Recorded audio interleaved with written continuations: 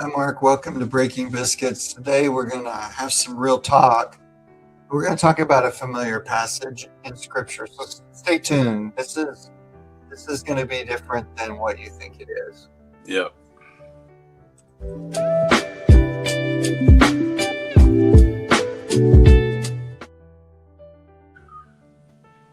Well, Mark, welcome to Breaking Biscuits. It's been a while since we've been able to do a podcast, and just kind of want to catch our audience up and kind of catch up with you on like what's been going on. I mean, we met. Obviously, we've stayed in touch, so we know what's going on in each other's lives, but our audience doesn't. But just a quick catch up, like how's things going? What are some of the things you kind of have been enlightened by, and then I'll do the same when you're done. We'll kind of jump into what we talked about earlier. Yeah, it's really good to be back. It was a nice break, I guess, but I mean, it feels like when we don't do a podcast, it all piles up, all the stuff I want to talk about. But I've been coaching couples and men a lot, and so there's 3 or 4 areas that have been speaking to me. Like, there's a lot of men out there that have never sat in silence with their thoughts. They don't know how. And in every spiritual discipline, the goal is to come to that level of peace where you're in control. And it may not seem important to people, but it challenges you to be present when your mind's racing all the time. Yeah. So we worked on that. We've been working on victimized mindset. We've been working on identity mostly, because we always do, because it always comes back to who you know, who you think, and who you realize who you are. And it always comes back to it. Everything in our life comes back to it. And I think you have a perfect topic today. So tell me what's going on in your world. Yeah, so the last month has been really interesting. I think the most profound thing is I got bit by a couple ticks, pulled them off of me. And I've had tick bite. I mean, I've lived in an area that's wooded my whole life. I've pulled many ticks off. This time was different. 2 days later, I got really sick, super high fever. I knew it was from the tick bite. I ended up, I won't go into all the details, but it ended up being an emergency room visit, a 2-week, 3-week ordeal. I was on antibiotics for 21 days. It was brutal. Wow. And at my age, there's a high mortality rate if you don't catch it quick enough. Like 25-30% people die from Rocky Mountain spotted fever, which is I had. I think I actually got the alpha gal as well, so I'm trying to figure out what I can eat and not eat, because I'm allergic to some level of allergic to meats, but I'll work through that. But the bigger one was just feeling like I was dying, honestly, is what it felt like. And it felt like I was never going to get over it.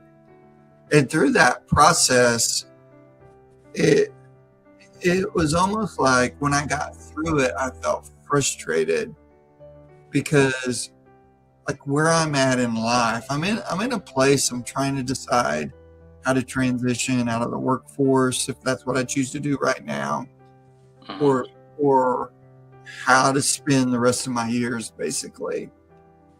And I feel stuck, honestly. Like, that's where I'm at. And as I contemplated that and talked to my wife about it, and we talked about it, I kept hearing this passage come up in me about the sower sows the word. And as we kind of talked through this, the piece that I saw was was the part about the cares of this world and getting choked. And the first point, Mark, I want to make, and I think maybe we should even read the first part of this parable. But when I was contemplating this parable, which I've heard my whole life, I've read it a cajillion times, I never thought of it from a perspective that the word was in me and part of me and is me, meaning it's inseparable. Like the word is not some external seed that I go out in my yard and plant. Because a lot of people teach this as like an evangelism thing. Like you go, and I'm not saying that doesn't apply, but the way it fell on my heart was, no, the seed is in me. I was planted the seed in me. And the question is that seed bearing fruit? And if it's not, what is in the way? And so that's kind of how I looked at it, was that the seed is the word, but the word is in you. It's part of you. It's your identity, quite honestly. And like, let's just pause there for a moment. I want the listeners to get your perspective on that piece I just shared. Like, how do you think about that part? Does that sound like truth to you? Does it line up with your belief system? Well, in John 1, it says that Jesus lights every man that comes in the world. There's not one single man ever born that didn't have the seed of God in him. The challenge is to help people understand who they really are. And everything in our world around us tells us who we're not. It said that, I read this years ago, and it said that kids will hear 14 things negative to one positive every day of their life. And so it's hard to navigate. You forget about the seed. But I like what you said, evangelism. That's pretty cool, because evangelism isn't necessarily trying to get you to start over. It's trying to get you to see what's already been done. Yeah, good point. That the seed's already there, and they germinate it. You know, the seed has to be, sometimes it just has to be soaked in water to germinate it. But it has to be planted. And maybe the evangelist's role, we call it born again or whatever it is, miracle, whatever, but it creates a germination in the hearts of men to cultivate the seed that's already there. That's good. And that's hard, but it's hard because we've been taught different. You and I have been taught all our life that this sower is sowing the word from the external space, and it has no value to us because of the condition of our heart. Right. But the truth is, what you're telling me today is that it's from the inside out. Yeah, It's already been planted. Yeah, let's look at that. I think that's it. It's in the version we're looking at is in Mark 4, and it says, "Hearken, behold, there went out a sower to sow, and it came to pass as he sowed, some fell by the wayside, and the fowls of the air came and devoured it up. Some fell on stony ground, where it had not much earth, and immediately sprang up, because it had no depth of earth. And then when the sun was up, it was scorched, withered away, because it didn't have any roots. And then some fell among thorns, and the thorns grew up, choked it, and it yielded no fruit. And then, of course, the one that fell on the good ground did yield fruit, that sprang up, increased, and brought forth some 30, 60, and 100-fold." And the fruit, are the things that we all chase in life, the love, the joy, the peace, the patience. It's the things that bring us that inner peace. And if I could, I think we should like just go through each one of these, and we hit the one that I felt like God was showing me applied to me when I was going through this stuff. I think we should talk through these. But the first one was that it fell upon, or it was sown, and it fell by the wayside, and the fowls of the earth came and devoured it up. And when Jesus explains this parable, he says the fowls is the devil, immediately comes and takes the seed. So, like, walk me through what you think that could be if the seed is who we are, our identity. Like, how do you see that one? It's the hard. We kind of interpret it nowadays. The wayside just means, if you look it up, it means a hard path, like you go through when you're going to a pond and there's this little bitty path that leads you to it, and everybody follows the same path. It's that path that's been trodden down forever and ever and ever. And you and I were talking, it's like Satan. It says in 15, Satan comes immediately and just takes the word. He just takes the word that you are already a son of God. And that's phenomenal to me, because in reality, that's his only job. Because if he takes that word away, you're left to your own vices or whatever, or what you call sin or whatever. You're completely lost. And but the truth is, what we're saying today, that the seed still remains. And in the garden, he told Eve, like, you're basically what he told her. You're not a daughter. You're not a son. Right. But couldn't that trodden path, when you were talking, the trodden path could be, I was always told I would never be anybody. I was always told I was going to be a failure. I was always told I would never be loved. And it's a belief system about ourselves. And so when the seed was sown of, no, you have, God sees you differently. You're a child of God. You're a daughter and a son of God. Your identity is in God. That the enemy comes and says and reminds us, no, do you remember what your dad said about you? Do you remember what that teacher said about you? Do you remember what your mother said about you? Like, that's why the seed doesn't take root. Do you think that could apply for that particular passage? Yeah, it makes your heart hard. Like,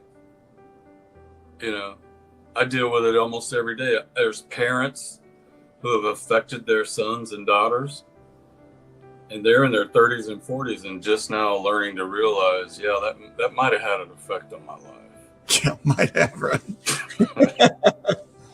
But then the next one I think is interesting, because it says it fell on stony ground. And here's the part I think you were referring to. This is the way I see it. There's nothing wrong with the soil in any of these examples. True. If you could remove the obstacles. It had a condition. That's the condition of the soil. But the soil itself wasn't broken. Just like us. Like, it's not us, it's the stuff that gets in the way of us. And in this case, the second one was the stony ground. What do you think the stones could represent if it's the stony ground in the heart? It's the stuff we keep tripping over. That's good. In our walk. It's the cycles that we keep falling into. It's the trauma that we don't recognize. It's the, why does this keep happening? It has to be that. And I think any good gardener, aka Adam, that was his job, would be diligent to break up the hard ground and remove the stones out of the way, because there's a seed in there. I talk to people every day of my life that trip up over the same stuff. And so we just have to pause for a moment. What I'm actually helping them do is remove that stone out of the way. If I can get them to do that, the seed will do what it's designed to do. You will manifest your sonship. Will God move the stone? He could, but then you wouldn't be like him. So there's a lot of things God don't interfere with. People always say he gave us a free will. I like to say it better to say he gave us a freedom of choice. And this choice doesn't determine our spiritual destiny or whatever. Our choice has consequences. And you and I both know people stuck in trauma and cycles, that's so familiar, they just stay there. They don't want to take them out. Yeah. They don't. They just don't. The guy at the pool of Bethesda, Jesus said, "You want to be made whole?" For 38 years, he's been in a cycle of, and his first words out of his mouth was, "I don't have anybody."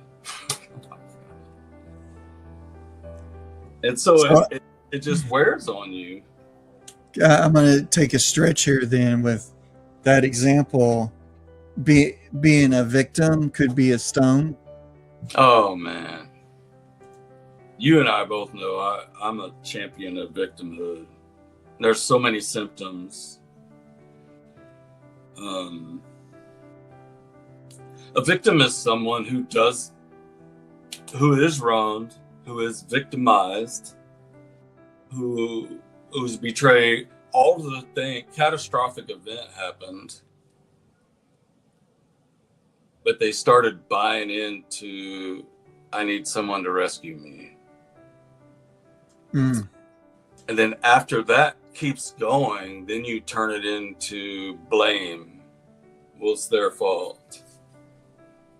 And I was shocked at my own life that I had no idea that's who I was. Traveling all over, preaching all over the U.S., and I'm like, I'm the biggest victim in the world. And I had this mindset. So yeah, I think the stones are one of those traumatic events that become hard in your heart, and you can't see them, but you keep tripping over them. Yeah. And so you're saying until you removed that mindset, like there's another level of sonship and belonging and confidence and fruit that's birthed out of removing the stones, because the ground can grow. The ground doesn't have the obstacle.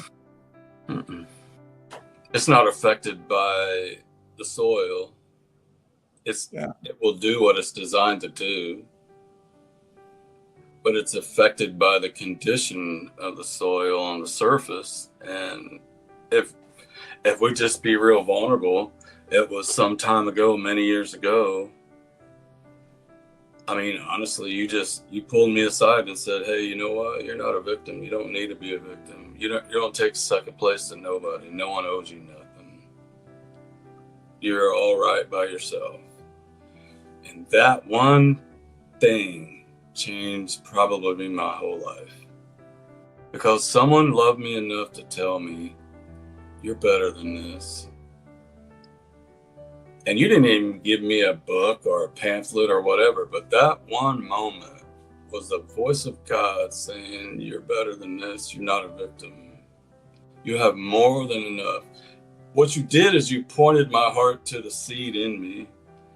And I think being a victim is hard because you know in your heart life could be better and should be better because I'm a son, but I have all these stones and conditions that get in the way. And you really, you did. You changed my whole life. It didn't happen overnight, but I started looking at my condition, because if you let your condition you, right, it will always change your position. So if I let my condition, struggling, broke, whatever, brokenhearted, or whatever your condition, if I let that change my condition of who I am, it will always change the position that I think I am with God. Mm-hmm. That's And good. that really helped me, but I honestly, Toby, don't know many men that have enough close relationships to allow people to say, I love you, but this is what I see. Well, but you have to be open for that as well. Like I liked what you said. I think people do know that there's something better. Mm-hmm. They intuitively know that there's something missing, and what's missing, it's kind of funny because it's like an oxymoron. Because what's missing is that the fact that there's something there that shouldn't be there. There's something not missing, which is the stones. Like what's not, it's there's obstacles. There's a condition of the soil that needs to change. And man, when you were talking, it seemed like there's so many people that applies to that have so many things in their past in their life, and it's hard. I mean, picking big stones and moving them is not easy work. And I think that's when I ask you, will God do it?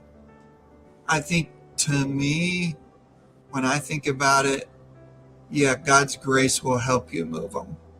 But until you acknowledge them, see them, identify them, ask God to help you move them, then they'd stay pretty secure and lodged in your soil.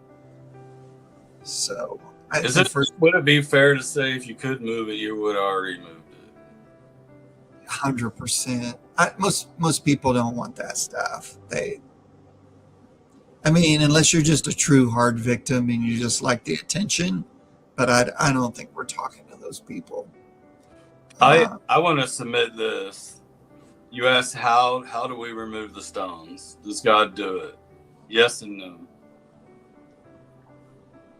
But in John 11, Jesus went to Lazarus' tomb to raise him from the dead. And you know the first thing he told them? This is blowing my mind. He said, you guys, right, community, help roll away the stones so I can have access to the heart. Yeah. And it's that love of your community and friendship and truthfulness and care. I keep coming back to it because I had an old friend of mine who once said, if people could do better, they would do better. They would, but they can't. So we need help. And those help is found in a community of like-minded people who've been there. Anyway, I want to submit that I knew something was wrong, but the word victim never came to my mind for like 15 years. Yeah. Never. Wow. And I became bitter. There's a lot of things that happen, and I think that people that are listening, the ones that will really listen to this, understand what we're talking about. And when you were talking, I was thinking, you could be bitter and be a victim of how your mom treated you your whole life.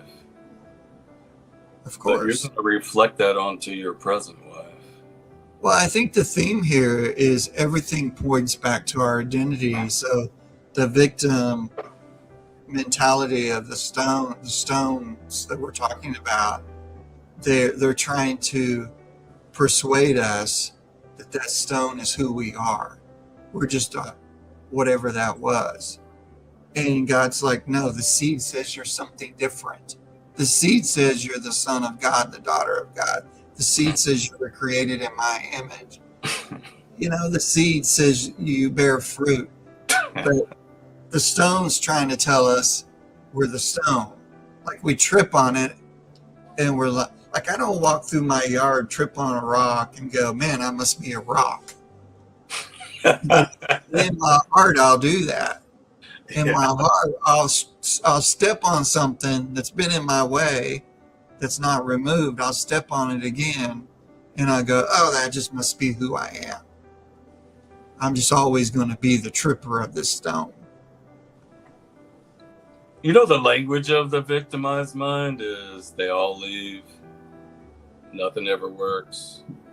I never get blessed. It doesn't ever happen for me. That's a really bad place to live. Yeah. And if you take that mindset and throw it into a marriage, you got a real party there. Yeah. Yeah. Because he's going to always look to his mate to fill a hole that she could never fill. That's true. Ever. And she'll get frustrated. And she'll get tired. And I say this from experience.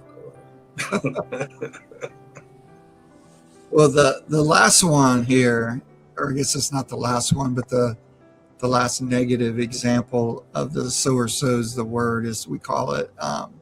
This is the one that kind of God was speaking to me about, and I'll read the explanation on this one. Let me find it here. And then those that were sown among thorns heard the word, and then he said, as the cares of the world, the deceitfulness of riches, and the lust of other things enter in, choke the word, and it becomes unfruitful. So that's the condition of the soil, is that there's other things in the soil besides this one seed. And he described these other things as thorns. Maybe today's time we would call them weeds. But when I started thinking about this, contemplating this, and you and I were even talking about it earlier, I want to focus on the deceitfulness of riches and the lust of other things, because the deceitfulness of riches, to me, isn't that riches are deceptive or that they're bad. The deceitfulness of riches are that provision, resources, money, whatever you want to call it, riches, as the Bible says, that those things will bring you the love, joy, peace, and happiness that you so desire and seek. And what Jesus is saying in the parable is, not only will it not provide you that, but that if you buy into that deceit, it will actually choke out your identity that will bring you the love, joy, and peace that you so desire. So it's really interesting. It's a dichotomy, a switch of how we would think about this. And I think the lust piece is easy too, because if you're a sin-focused person, you're going to go, oh, this is talking about sin. You shouldn't lust after other things because it will choke the word out. Once again, I think it's a similar thing. It's not that the desires of things is bad. It's that if you believe that having those things will bring you the love, joy, and happiness and fulfillment and identity of purpose in your life, then that's going to choke out your true identity. A totally different perspective. And then the cares of this world is pretty easy for me to understand, because I feel like that's what God was speaking to me about, was worrying about the future. Like we talk a lot about the hourglass and the sand in the hourglass, and how the older we get, the less sand there is to pour through that little narrow channel and little narrow neck of that hourglass. And so as I'm like laying in the hospital in ER and thinking, I called you from the ER, and the first thing you said is, I bet you're thinking about your bucket list, because you knew, because of our relationship, like, wow, what did I leave undone? And to me, that's the cares of this world, is I'm caring about things that are not eternal, that are not important, that I don't have control over, and care is worry. That's another way like if you're listening to the podcast, you're like, how do I know? Well, if you have used the word worry a lot, that's a care. And it's a caring of the things of this world. To me, are the things that are not eternal, the things that don't really matter. And in context to what we're talking about, the cares of anything outside of my true identity of who I really am. You know, care what other people think could be one, right? It could be a multitude of things. But in this example, all this stuff chokes out the word. And what I was telling you earlier when we were talking, I never saw it goes back to the word is me. And, you know, you said the word has been planted in all of us. In the beginning was the word. God is the word. So it's God in me. And I was like, wow, the cares of the world is choking me. Is choking my identity. Is strangling my purpose. Is strangling my future. It feels like I got a chokehold on. Like, and I'm going to have to tap out because I can't take the pressure. That's what the cares of this world is. That's what the deceitfulness that thinking riches are going to solve your problem. The deceitfulness thinking other things are going to solve your problem. The only thing that solves our identity issue is embracing the seed that is in us. Sounds easy. Sounds so easy.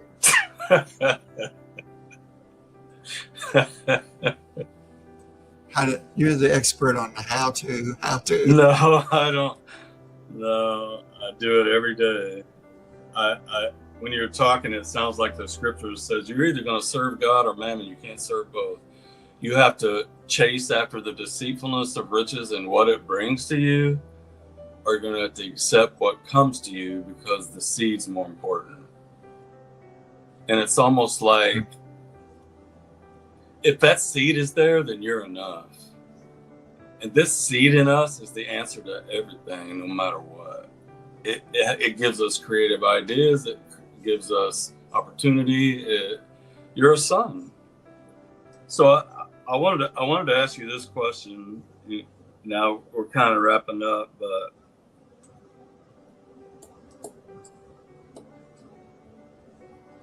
would you? How do you want people who know of you and those that know you? How do you want people to know? What would they say about Toby Levine? Like today, or like how do I want to be remembered? How would it be today, and how do you want it to be? I think today depends on who you ask. Let's talk about the people that are fond of you first. Let's just that's fond of me. Okay. Yeah. I think most people would say that I'm a loving, caring, generous man. I mean, I've had people tell me that, and more, you know, and all those things are nice to hear. But honestly, what I desire the most is to be remembered as an amazing husband and an amazing father. And a best friend in the planet. And a best friend in the planet. Those three things, the rest of it doesn't matter. Like, why would it? You know what you didn't tell me? That people usually do? Man, that Toby, he's rich. He's got connections. And that's what we're talking about today, the deceitfulness of riches and getting accolades for something that has no real value. Yeah. Right? 100%. And I want to speak to the younger men. They're chasing their dream. They're chasing the numbers. Go get all you can get, but don't lose. I think that's what we're saying today, right? Don't lose this seed and say, I would rather be a better human than it's not even speak to that for me, because Don't I be said it deceived. don't just come with age, but speak to that. It comes down to what I think we read. It's literally don't be deceived, because, like, okay, I'm just going to be transparent.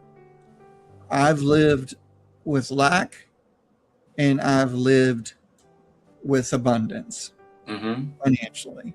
The only difference between the two is the abundance is a little bit easier. Not a lot, because there's a whole nother set of problems that come with it that you don't have. Yeah. But it's a little bit easier. My point is, don't be deceived thinking that's the answer. The greatest thing in this life on this earth is to fully know who you are and to be fully loved and fully appreciated.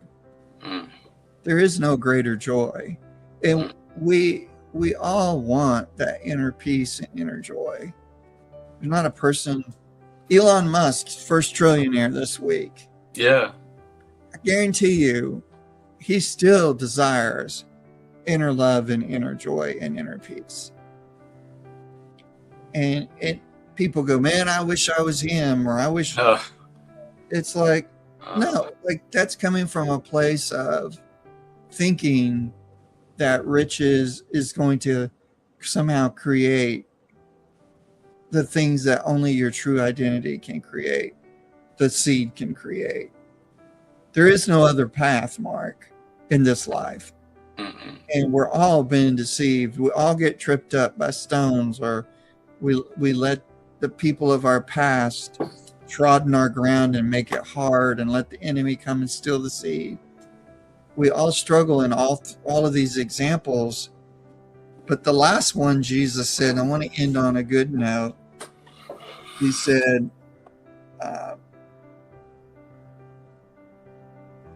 those that's sown on good ground, they hear it, receive it, and bring forth fruit some 30, 60, and 100-fold.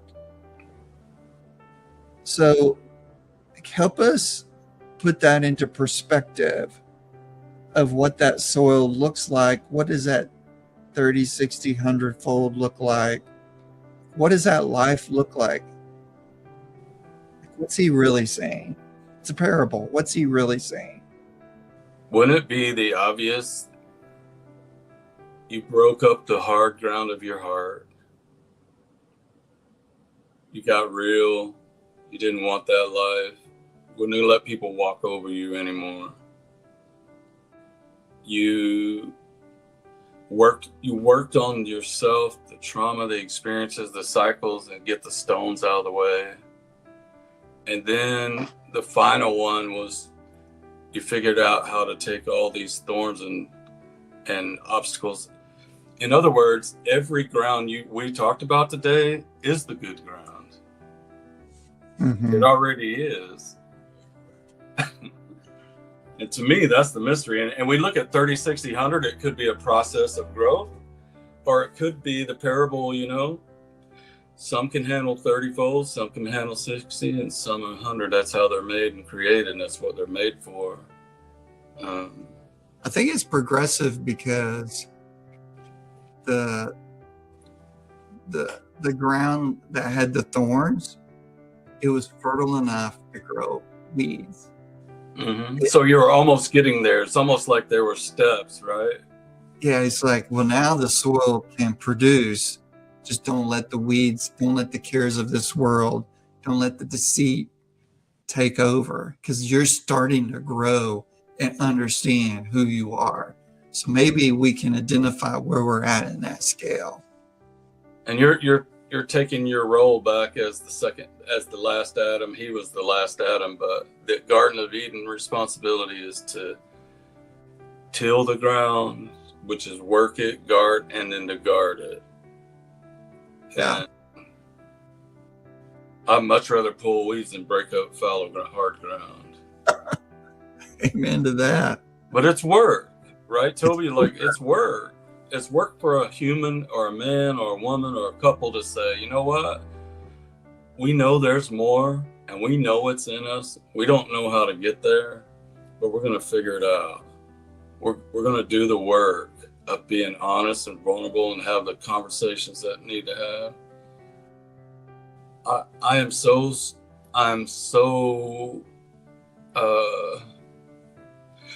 taken back by how many people that we coach have been affected by their home life when they were kids. Yeah. And it saddens me. So they still might be in a place, Mark, where they've never accepted the seed of their identity and who they truly are, their true self. It's hard to bear fruit if you can't identify who you are. I was reading the other night. I got up, I couldn't sleep, and I was reading, and I realized, do you realize Moses actually built the tabernacle from the inside out? He started mercy. I could have read that and I wouldn't have noticed. I thought it was very interesting and very godlike in the way he does things. So possibly, maybe, Toby, the seed is growing in our heart. We just need to work the ground. I think you're right. Nothing's going to stop the seed. Because it will always reproduce of its own kind, and you can't stop it. Yeah. Wow. Great topic, man. I'm reminded of Paul said, you have this treasure in earthen vessel, that the excellency of the power of God is not of yourself, but it's Him living in you. Yeah. Man. But if you play stupid games, you win stupid prizes, right? True. You're going to be a Levine no matter what you do. And I want to tell our listeners, you're going to be a son of God and daughter no matter what you do. Right. That is not going to change. That wasn't your choice. That was His destiny. So won't you give us your final thoughts on this today?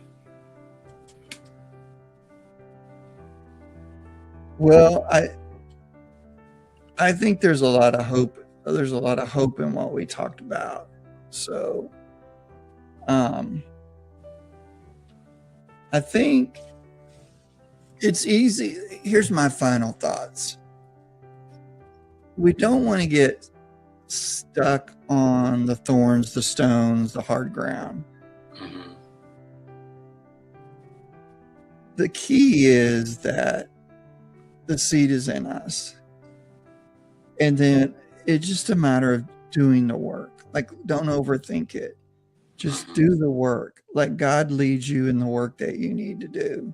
And do the work and believe that the seed is there and that the seed is growing and that the sonship is there.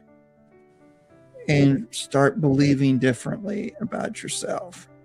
And watch what happens. I mean, I'm telling you, Mark, what we're talking about today is exactly the way our lives are constrained to not fully reach our potential, because we never fully believe in who we are in Him. And these are the things that get in the way. Like, we've nailed all of them categorically. So it's like the sky is the limit if we can just focus on the seed, the soil, and just do the work. Just as men, we like to work. Just do the work. Well, then get to work then. Get to work and watch what God does. I mean, it's limitless. And find a friend that can reflect. Well, we didn't even tap into that, but that's a whole nother story. Yeah, because you're going to need some help finding the stones. Some of them are hidden. You need somebody to say, what'd your father tell you when you were? Have you ever plowed a ground and seen all the stuff that's under the surface? Oh, gosh, yeah. Right? And then you say in your head, holy cow, I didn't think we needed a garden that bad anyway. Yeah, I thought It's this going was to be good a dirt. mess. Yeah. What about you? Final thoughts? I appreciate what we're doing. It's very raw. It's very real. It's bulletproof. It's the absolute truth, whether you believe it or not. But we're here for it, and we're down for all of it. And we've helped countless people, you and I, and I just have the confidence. And whoever's going to watch this, and it may be a year from now, and it may be a whatever, but somebody's going to pick this up because what we're doing is going to be out there forever. And I'm really glad about it. It encourages me. But man, I talked to a friend of mine. He came over last night. We've been working together for like 7 or 8 months. Very angry, very hurt, very bitter. And I met with him for supper the first time to do an interview. And he decided to take a risk and spend time with me. And I coached him just to be vulnerable and just tell me your story. Tell me where you're at. Once he crossed the threshold of being vulnerable, meaning this is where I'm at, his whole life changed forever. Yeah. I coached a man the other day and he said, I've never told my story to no one. I said, well, we're going to have to work on it. I guess, Toby, what I'm saying, everything that we're talking about is easy to start, but we keep not doing it because we think it's too hard. Yeah. But once you cross the threshold and realize, why did this stop me all my life? Yeah. So that's kind of my final thought. Been a great show, man. Good stuff. Well, we had a whole month of stuff piled up we had to talk about. We went a little long, but we'll piggyback on this next episode. But just thank you, Mark, for your friendship and for your insight and just your tenacity. I know a lot of people know you, few know you like I do, and they don't realize the tenacity of you don't ever give up. You just keep putting one foot forward in front of the other, and you encourage yourself, and that's hard to find. And when you can encourage yourself, it sure makes it easy to encourage others. Because it works. Yeah. And so thank you for being you. I just really appreciate it. And so I guess until next time, we'll sign off and say this is Breaking Biscuits, the experience. We love you, and we'll see you next time. We're back. We're back.